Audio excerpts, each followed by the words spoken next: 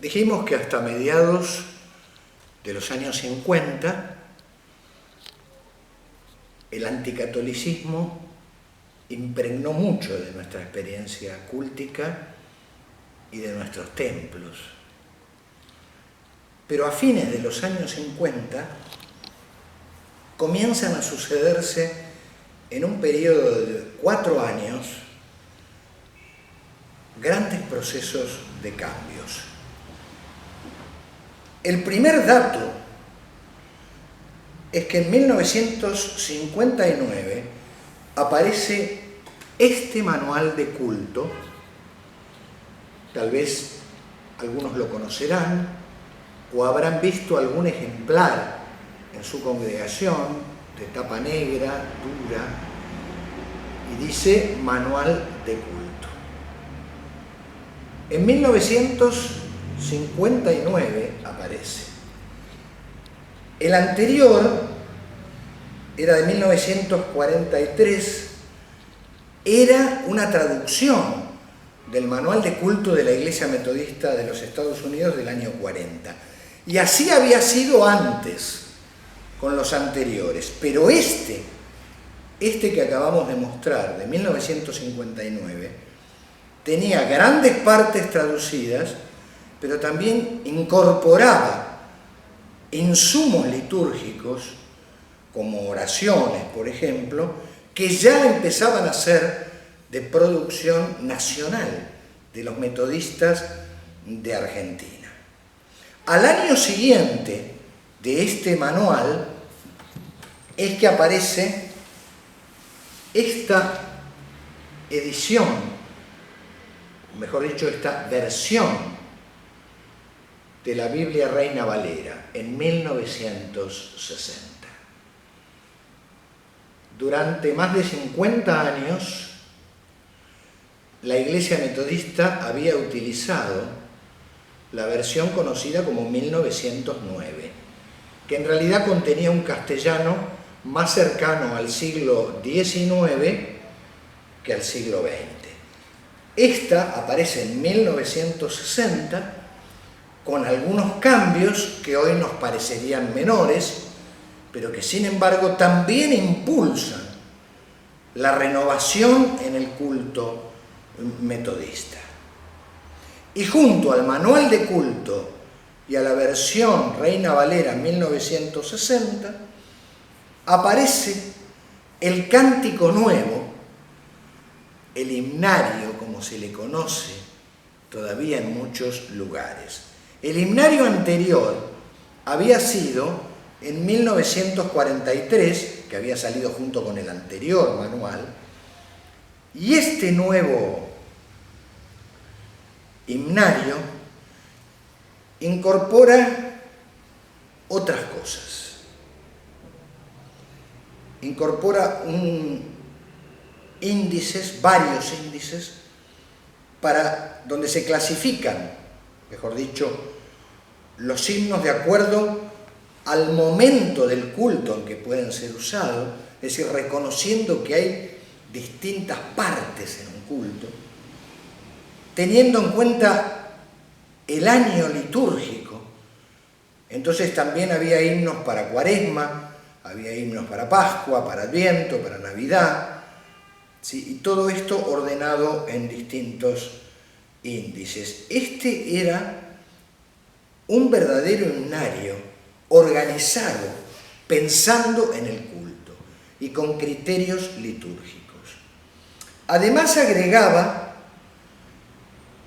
himnos y nuevas traducciones de antiguos himnos, y había eliminado de himnarios anteriores himnos que hablaban más de cuestiones intimistas, algunos hasta de aspectos costumbristas más que de la fe, algunos himnos con un fuerte énfasis triunfalista, marcial, dando paso a himnos con otra riqueza musical y otros contenidos teológicos. Es decir, que estas tres herramientas, el manual de culto, la versión 1960 de la Biblia Reina Valera y el himnario Cántico Nuevo, en pocos años impulsan unos cambios que ya desde mediados de la década del 50 se estaban dando, que tenían que ver con la recuperación de aspectos de la tradición anglicana y de la propia tradición metodista. Ya en los años 70, profundizando esta misma línea, y en el marco de una experiencia ecuménica más amplia como era el ICEDET, empiezan a aparecer los fascículos, que fueron varios, del Cancionero Abierto. Seguramente muchos de ustedes recordarán esta tapa y otras. También salió luego una colección en una carpeta de tapa roja que juntaba varios de los volúmenes de este cancionero. El Cancionero Abierto daba cuenta no solo de la actitud ecuménica de las 8 iglesias que integraban el ICEDET, sino también que incorporaba ritmos latinoamericanos de la música, temas teológicos que tenían que ver con la realidad de América Latina de los años 60 y 70. Entonces, aportándole riqueza a la que ya traía el Cántico Nuevo, los años 70 generan otro nuevo impulso de contenidos y de renovación en el culto metodista.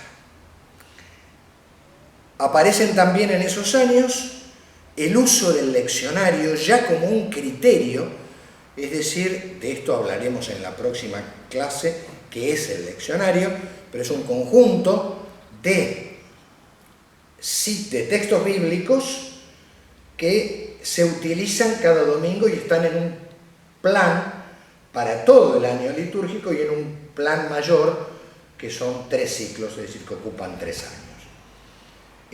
Esto en el marco del calendario de las distintas festividades litúrgicas, y empezaron a producirse ayudas o insumos litúrgicos, todo esto con mimeógrafo, ¿no? O sea, quiero que también nos ubiquemos en la época, que se editaban como pequeños fascículos cada tanto, van apareciendo oraciones para distintos momentos del culto, introducciones a lo que es cada época o estación del calendario litúrgico, es decir, empieza una etapa de nutrición, podríamos decir, de contenidos y de posibilidades en el culto cristiano.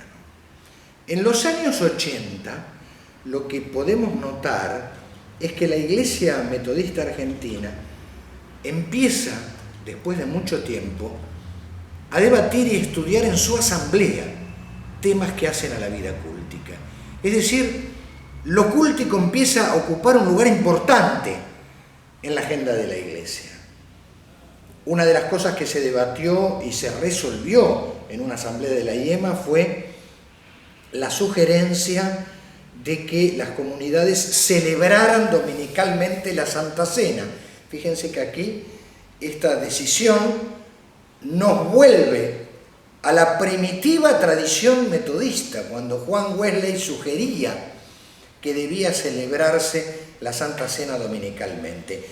Y esta decisión de la Asamblea de la Iglesia Metodista no está tomada en el aire, sino en el contexto de volver a poner los 2 pilares de nuestro culto, la celebración de la palabra y la celebración del sacramento de la Santa Cena, en un justo equilibrio que se había perdido, sobredimensionando la palabra y empobreciendo el sacramento. Aparecen también nuevos repertorios musicales en la década del 80, más allá del Cántico Nuevo que vimos y del Cancionero Abierto, de ambos ya hablamos, y aparece un nuevo manual de culto, ¿sí? Festejamos juntos al Señor. Este es el manual de 1989, es decir, que por un lado cierra esta década de grandes cambios en el culto metodista. En este manual se incorporan nuevas y mucho más variadas ayudas e insumos litúrgicos. Se vuelven a desarrollar los órdenes básicos de culto y los momentos del culto. Es decir, se pone en orden y por escrito todo esto que ya desde mediados de la década del 50 venía evolucionando durante casi 40 años. Se recuperan gestos ya sin temor a parecernos al catolicismo, gestos muy antiguos y muy queridos del cristianismo dentro de la celebración litúrgica. También se crean nuevos gestos, se da lugar a diversas expresiones artísticas como parte de la celebración y de la adoración a Dios, y también van apareciendo, y muy vertiginosamente, desde los años 80 hasta el presente, nuevas tecnologías en materia de sonido, de imagen, de iluminación, que han sido incorporadas con bastante facilidad y rapidez a nuestros cultos en los últimos años. Bueno, este ha sido un pantallazo. Fíjense que arrancamos en el siglo XVI y llegamos casi hasta nuestros días. Ha sido, como se dice habitualmente, abuelo de pájaro. Todavía nos queda la pregunta, y bueno, pero ¿cómo es el culto metodista? ¿Cuántas partes tiene? Hemos hablado del leccionario, hemos hablado de calendario litúrgico. Todo esto lo vamos a explicar en la siguiente clase. ¿Cuáles son las partes del culto? ¿Cómo se componen? ¿Cómo se armonizan? ¿Qué es el leccionario? ¿Qué es el calendario litúrgico?